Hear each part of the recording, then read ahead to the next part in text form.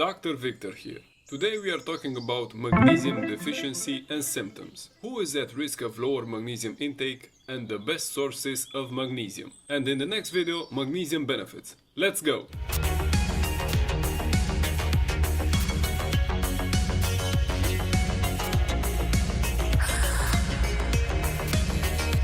According to a recent analysis, 79% of US adults do not meet their recommended dietary allowance of magnesium, and about half of Americans of all ages ingest less magnesium from food and beverages than their average requirements.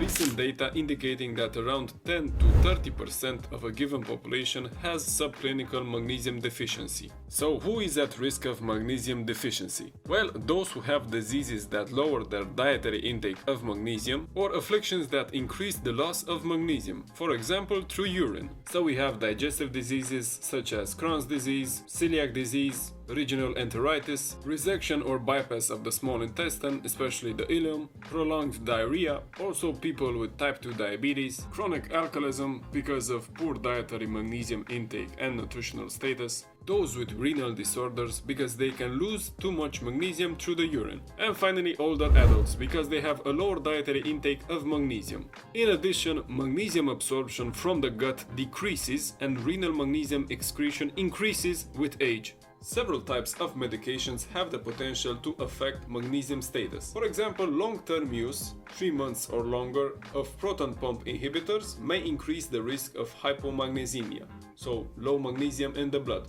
Also, this was seen with diuretics. And keep in mind that magnesium supplements can interact with different drugs, reducing their absorption. But what are the symptoms of magnesium deficiency? Many people can be asymptomatic, so no symptoms if the deficiency is not severe. But early signs of magnesium deficiency include loss of appetite, nausea, vomiting, fatigue, weakness.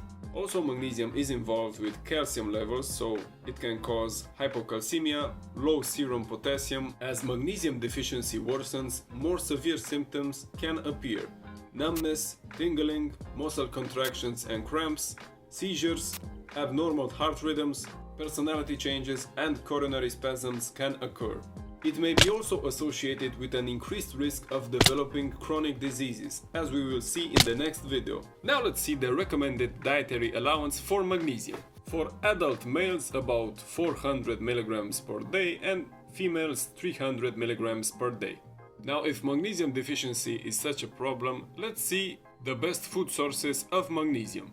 Since magnesium is found in foods that come from the earth basically, these types of foods will be your best bet. Green leafy vegetables are the best sources of magnesium. Unrefined grains, whole grains, and nuts also have high magnesium content. Meats and milk have an intermediate content of magnesium, and refined foods generally have the lowest amount of magnesium. So, thinking about our modern lifestyle and diet, now you can see why a great part of the population is deficient in magnesium. Also, water has varying amounts of magnesium. We can see good sources here.